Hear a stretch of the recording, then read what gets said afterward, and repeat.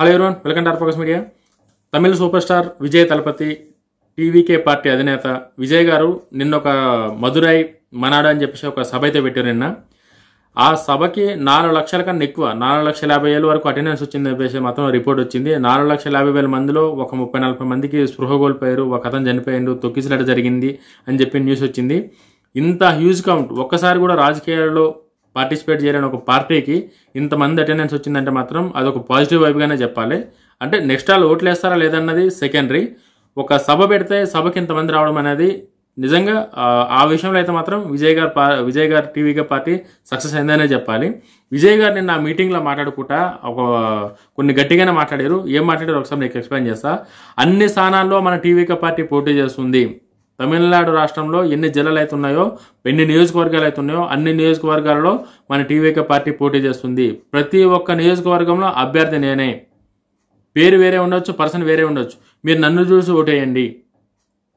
ప్రతి ఒక్క ఇంటి నుండి మీ పోటీ చేస్తున్న ప్రతి ఒక్కరూ అందులో విజయనే చూడండి, నన్ను చూసి ఓటేయండి. 234 నియోజకవర్గాల్లో మనం పోటీ చేస్తున్నాం. 234 నియోజకవర్గాల్లో క్యాండిడేట్ నేనే.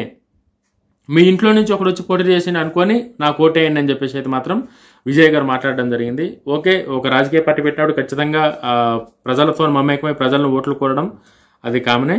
తమిళనాడు రాజకీయాల విషయాలు కనుక వస్తే, తమిళనాడు రాజకీయాలలో ఎంజీఆర్ గారు యాజ్ ఏ హీరోగా, సినిమా హీరోగా సక్సెస్ఫుల్ పొలిటీషియన్ కూడా ఎంజీఆర్ గారు తమిళనాడు రాజకీయాల్లో ఒక చరిత్ర అనేది ఎంజీఆర్ గారికి ఉంది.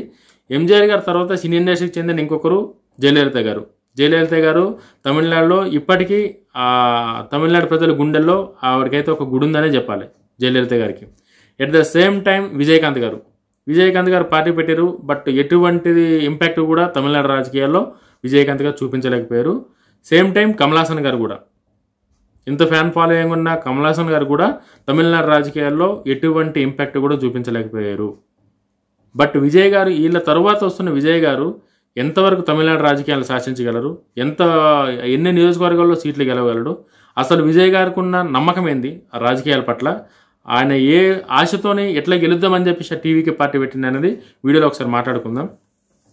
విజయ్ గారికి అయితే నాకు తెలిసినంత వరకు, నాకున్న నాలెడ్జ్ ఏదైతే తమిళనాడు రాజకీయాలు మరీ మనం అంత డెప్త్ కాదు కాబట్టి నాకు తెలిసినందుకు విజయ్ గారికి తమిళనాడు రాజకీయాల్లో క్రిస్టియన్ ఓట్ బ్యాంక్ మాత్రం, క్రిస్టియన్ సోదరులు విజయ్ గారికి చాలా పాజిటివ్గా ఉన్నారనేది తమిళనాడులో ఉన్న అప్డేట్. విజయ్ గారికి తమిళనాడులో క్రిస్టియన్స్ ఓట్ బ్యాంక్ ఏదైతే ఉందో ఖచ్చితంగా ఒక 10% వరకు అయితే మాత్రం విజయ్ గారికి ఆల్రెడీ ఆ ఓట్ బ్యాంక్ ట్రాన్స్ఫర్ అయింది టీవీకి పార్టీకి అనేది తమిళనాడు రాజకీయాల్లో ప్రస్తుతం ఉన్న అప్డేట్. ఇంకా మిగతా 90% ఎట్లుంటుంది అని చెప్పేసి రానున్న కాలంలో అది 1 by 1 అది అప్డేట్ వస్తుంది.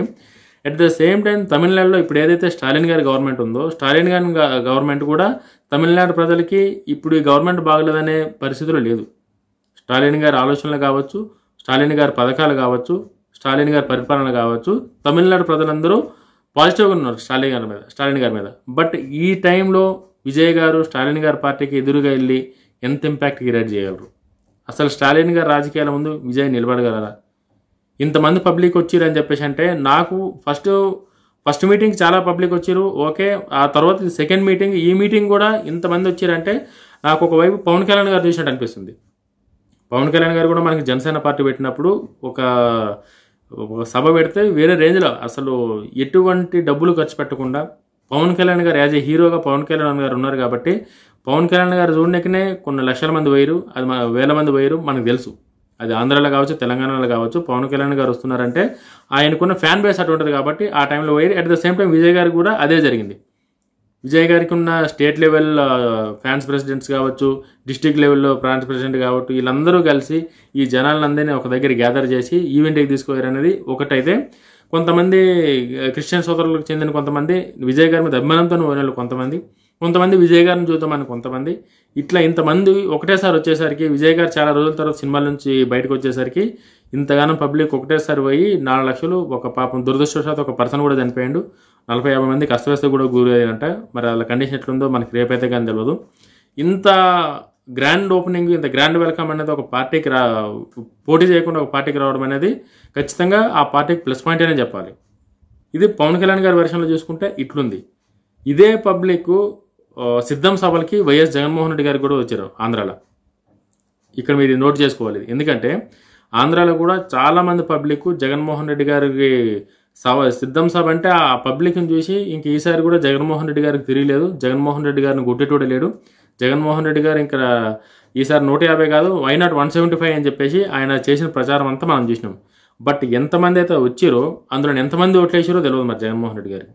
11 సీట్లకు పడిపోయాడు. అంటే పబ్లిక్ నిజంగానే వచ్చిరా, లేకపోతే మందు ఇచ్చో బిర్యానీ ప్యాకెట్లు ఇచ్చో పబ్లిక్ని పైసలు ఇచ్చి తెప్పించుకున్నారా? నిజంగా అంటే ఇప్పుడు జగన్మోహన్ రెడ్డి గారికి వచ్చిన ఆ పబ్లిక్ పర్సంటేజ్ ఆ విధంగా కనుక చూస్తే జగన్మోహన్ రెడ్డి గారు గెలవాలి. బట్ జగన్మోహన్ రెడ్డి గారి మీద అభిమానంతో వచ్చారా, లేకపోతే డబ్బులు ఇస్తే డబ్బులు కాసిపడి వచ్చారా, బిర్యానీ ప్యాకెట్లు కాసిపడి వచ్చారా, కోటర సీసాలు కాసిపడి వచ్చారా అనేది తెలియదు. అది అట్ ద సేమ్ టైం అదే పబ్లిక్ అదే క్రేజ్ ఇప్పుడు విజయ్ గారికి కూడా వచ్చింది.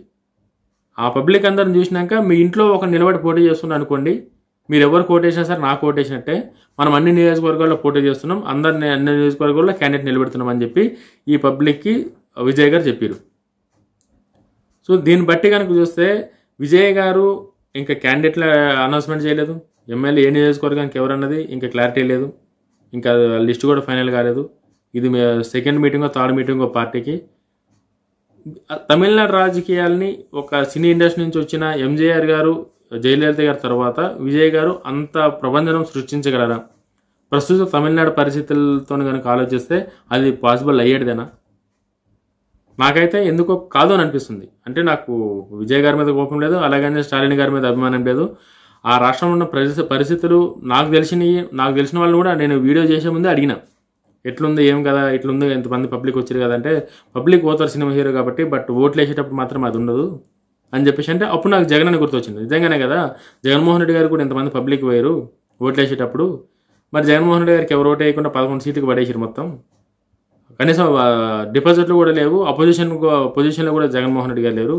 సో సేమ్ అట్లా అక్కడ కూడా అంటే ఇక్కడికి అక్కడికి ఎందుకు కంపేర్ చేస్తానని చెప్పి అంటే, అక్కడ విజయ్ గారు కూడా ఎక్కువ క్రిస్టియన్ ఓటు బ్యాంక్ మీద డిపెండ్ అయ్యారు.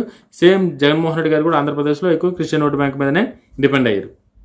సో ఈ క్రిస్టియన్ ఓటు బ్యాంక్ మీద డిపెండ్ అయ్యి క్రిస్టియన్ సోదరులతోని ఎవరైతే ఈ రాజకీయాలు రన్ చేస్తారో కొంచెం గ్యారంటీ చెప్పలేం మనం ఖచ్చితంగా. ఎందుకంటే క్రిస్టియన్ సోదరులు ఖచ్చితంగా వాళ్ళతో పాటు ఉంటారు, అందులో డౌట్ లేదు. బట్ మిగతా వాళ్ళ పరిస్థితి ఏంది? ఇప్పుడు జగన్మోహన్ రెడ్డి గారు వచ్చిన తర్వాత ఈ 5 ఏళ్లలో జగన్మోహన్ రెడ్డి గారిని ఎవరైతే గెలిపించారో క్రిస్టియన్ సోదరులు, వాళ్ళే 2024 ఓటేలేదు జగన్మోహన్ రెడ్డి గారికి. జగన్మోహన్ రెడ్డి గారితో పరిపాలన ఇదవ్వదు అని చెప్పేసి. ఎట్ ద సేమ్ టైం మరి తమిళనాడు రాజకీయాల ప్రకారం ఇప్పుడు కనుక చూస్తే స్టాలిన్ గారికి ఆయనకి అన్ని మతాల నుంచి అన్ని కులాల నుంచి అందరూ మద్దతుగా ఉన్నారు ప్రజెంట్ అయితే. ఆయన గవర్నమెంట్ మీద రిమార్క్ లేదు, ఆయన గవర్నమెంట్ మీద బ్యాడ్ ఫీడ్బ్యాక్ లేదు, ఉన్నంతలో ఆయన నీట్గా చక్కగా విమర్శలకు తవ్వలేకుండా పరిపాలించుకుని పోతుంది కాబట్టి అక్కడ స్టాలిన్ గారికి కూడా ఇబ్బంది లేదు. బట్ ఏ ఆలోచనతోనైతే మాత్రం ఏ విధి విధానాలతోనే విజయ్ గారు పార్టీ పెట్టారో అది ప్రజల్లోకి ఎన్ని రోజుల్లో తీసుకెళ్తారో, అసలు ఈయన పార్టీ ఎజెండా ఏందన్నది ఒక్కసారి ఈయన చెప్తే కానీ తమిళనాడు రాజకీయాల పరిస్థితి ఎట్లుంటాయో మనకు ఇంకో క్లారిటీ వచ్చేటట్టుంది. మీకు వీడియో ఎట్లా అనిపించిందో కామెంట్ చేయండి, లైక్ చేయండి, సపోర్ట్ చేయండి. జై హింద్.